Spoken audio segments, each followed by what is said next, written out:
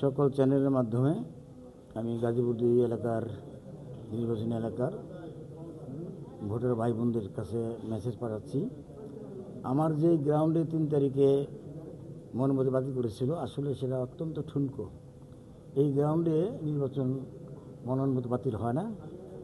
আমি 4 তারিখে নকল তুলে আমি 5 তারিখ সকালে দায় করি।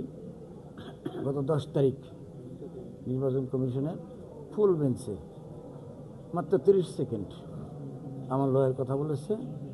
নির্বাচন কমিশনার আমার মনোনয়ন বৈধ বলে গ্যারান্টেড করেছে।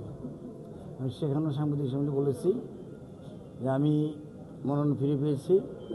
আমি গাজীপুর 2 এলাকাবাসীর ভাই বোনদের কাছে দোয়া প্রার্থী।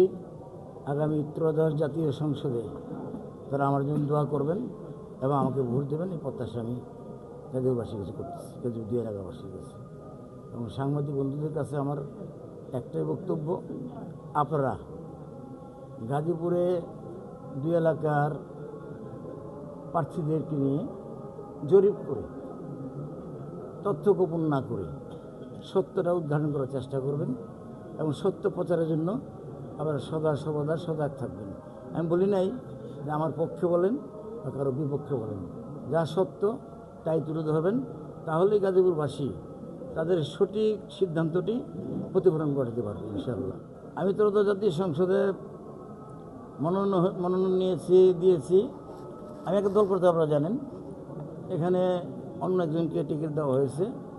আমার ধারণা ছিল আমি পুনর্বিবেচনার জন্য আমি দরখাস্ত করেছিলাম, এখনও সময় শেষ হয়ে যায় নাই।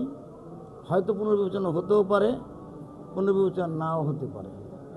আমি আমার নেতা কর্মী সমর্থক ভক্ত তারা এমনভাবে আমাকে প্রেশার দিচ্ছে প্রার্থী থাকার জন্য, তারা আমাকে ভোট দিতে চায়, আমাকে তারা ত্রয়োদশ জাতীয় সংসদে সংসদ সদস্য দেখতে চায়। আমি দীর্ঘ ৪৫ বৎসর এই দলের সাথে সম্পৃক্ত, সুখে দুঃখে নেতাকর্মীদের পাশে ছিলাম, এখনও আছি, সামনে থাকবো ইনশাল্লাহ।